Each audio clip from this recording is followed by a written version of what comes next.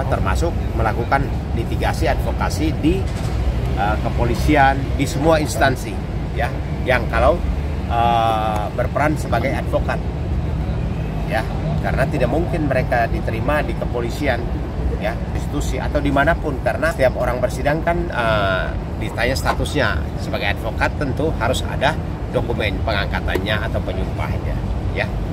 Jadi tadi kita dengar sendiri dari Jubir Mahkamah Agung mengumumkan melalui wartawan bahwa mereka dinyatakan pembekuan permanen ya. Oke. Bang, satu lagi Bang, apakah pemecatan ini oknum advokat itu salah satunya ada tekanan dari masyarakat? Oh, bukan tekanan, ini begini ya, dalam pertimbangan surat kami dalam rekomendasi itu karena pertama, perilaku dia itu tidak sesuai dengan undang-undang.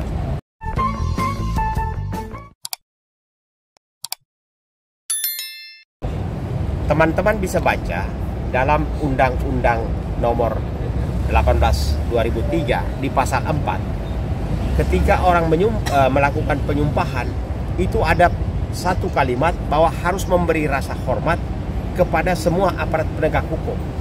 Itu sesuai undang-undang.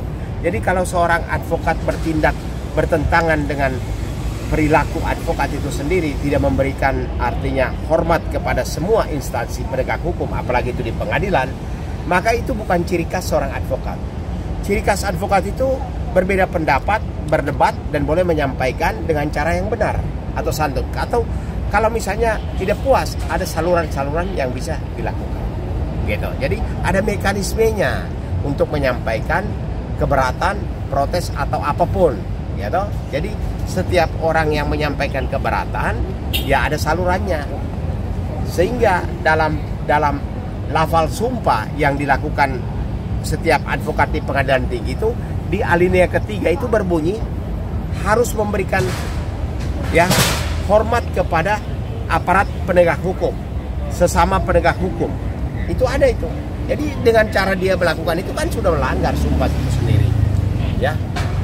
Begitu. Terus bagi OA sendiri ini sebenarnya alasannya apa? Apakah hanya dari DPD aja ataukah ada? Begini, ini kan sudah meresahkan. Perbuatan dia ini kan sudah meresahkan ya. Pertama, meresahkan masyarakat. Masyarakat akan menilai negatif bahwa itulah profesi advokat, apakah seperti itu. Kedua, semua DPD di Kongres Advokat Indonesia merasa terganggu bahwa dengan satu orang ini sudah sangat merugikan. Jadi maka ketika acara kongres di Bandung sebenarnya tidak diagendakan, tapi karena keresahan itu cukup terasa, maka diadakan rapat khusus untuk membahas mengenai perbuatan saudara Firdaus ini, sehingga diputuskan bahwa dia melanggar anggaran dasar dan harus diberhentikan. Bang, mau tanya dong, terkait yang kisruh kemarin di PN itu kan Bang Ran itu kan dia kan bertindak itu berdasarkan apa yang dia nggak suka ya, itu ya untuk argumennya. Kok bisa sampai sefatal itu dicabut bahasa juga tuh? Loh iya, karena perbuatan kan tidak menunjukkan perilaku seorang advokat di ruang sidang. Bagaimana seorang advokat, meja yang tempat kita gunakan untuk bersidang, dia injak-injak. Lalu dengan keterangan saya ahli kungfu, lalu belakangan dia bilang saya tidak tahu siapa angkat kaki saya taruh di atas. Keterangannya kan berubah-ubah. Dan bukan hanya naik, tapi mondar-mandir kan. Itu kan artinya dia tidak menghormati tempat itu. Karena setiap orang di pengadilan keluar masuk dalam ruang sidang kan harus, kalau ada hakim sedang bersidang, kita tundukkan kepala, kasih kode ke kamar mandi atau apa. Ini walaupun sudah ditutup, tapi itu ruangan tempat bersidang. Saya kasih contoh aja, maaf deh, bukan rasial. Anda masuk ke tempat ibadah, Anda tidak buka sepatu, kasus kan? Tidak harus dibicarakan.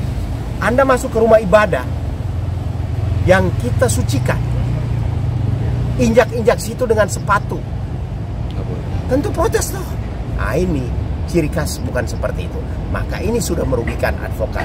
Jadi kita kasih analogi aja, tempat ibadah, orang masuk tidak buka sepatu, tentu orang akan protes. Ini di ruang sidang dia naik injak-injak. Nah ini contohnya ya. Nah Bang, itu kan tadi yang Abang jelaskan terkait aksinya Bang Firdaus ya. Lantas bagaimana dengan aksinya Bang Rasman yang gebrak-gebrak meja hakim. Sama, apalagi dia teriakin hakim-hakim itu koruptor, koruptor, koruptor. Ini kan urusan lain. Setiap orang pasti punya masalah, tapi tidak boleh digeneralisir. Semua profesi ada catatnya. Entah maaf nih, hakim, jaksa, pengacara, tapi semua orang dituding koruptor, koruptor. Kan nggak boleh dong. Semua ada mekanisme, katakanlah dia sebut Jarov koruptor atau putusan hakim di Surabaya koruptor. Semua kan ada mekanismenya, pertanggungjawabannya kan pribadi. Tidak boleh digeneralisir semua hakim, semua jaksa, semua pengacara. Tergantung kepada masing-masing. Ya. Berarti itu juga bisa dikatakan itu fatal Bang ya dalam. Fatal dong, dia tuding hakim koruptor, hakim koruptor. Lah, hakim yang bersidang itu dia masalah apa? Tidak ada masalah kan? Katakanlah ada 1-2 hakim ya, seperti di Surabaya.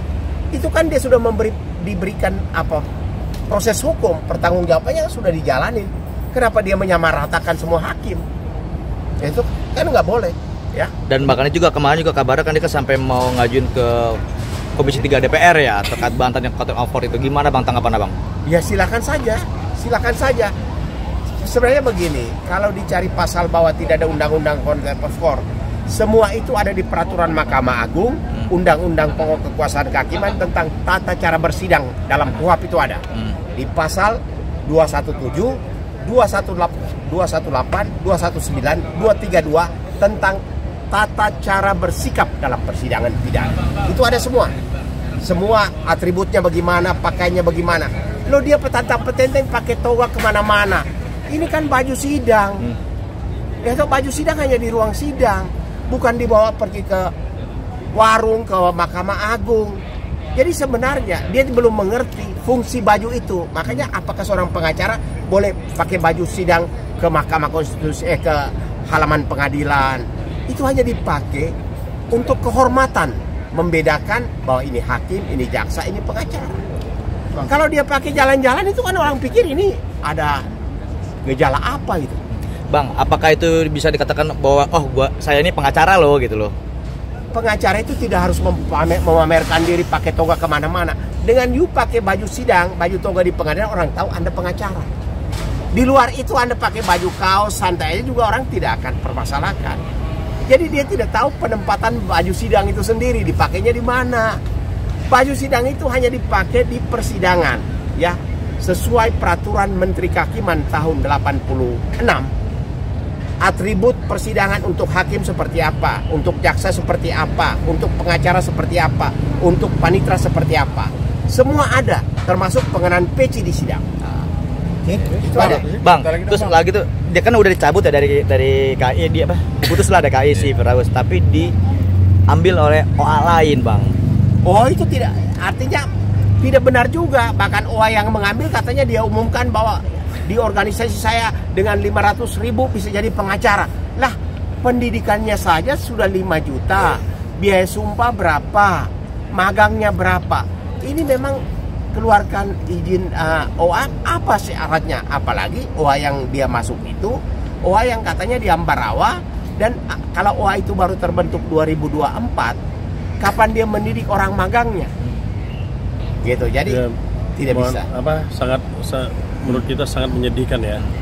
Apalagi sudah diberhentikan dari suatu organisasi advokat, terus ada organisasi advokat lagi yang menerima orang yang oknum yang telah dipecat, diberhentikan dari suatu organisasi advokat. Kan kita tahu permasalahannya seperti apa. Apakah organisasi advokat yang menerima ini, jadi kesannya di masyarakat adalah menerima perbuatan apa yang dilakukan oleh Firdaus. Bayangkan, apakah tidak punya marwah nih organisasi advokat ini, walaupun dia baru, ya, tidak mencerminkan apa yang ada di masyarakat. Apakah dia bukan bagian dari kita juga? Apakah tidak sedih dengan kondisi penegakan hukum seperti ini? Bagaimana seorang advokat bisa berdiri di atas meja sidang? Jadi ini bukan masalah ini harus disidangkan kode etik atau seperti apa. Pelanggarannya sudah terlalu besar. Jadi tidak perlu lagi dipanggil. Bagi Kongres Advokat, ini adalah pelanggaran yang sangat besar. Mencederai rasa profesionalisme, rasa melanggar kode etik dalam advokat sendiri. Jadi tidak perlu lagi dipanggil. Itu yang selalu dipertanyakan kenapa kok KAI itu tidak perlu memanggil loh.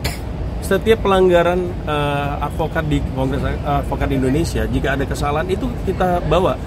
Tetap ada sidang kode etik, ada sidang kode etik dan tetap diperiksa. Tapi untuk kasusnya Firdausi ini tidak perlu lagi diperiksa karena udah jelas. Bayangin bagaimana sakit hatinya saat ini ya hakim-hakim yang ada di seluruh Indonesia. Itu kita dapat terima panggilan terus.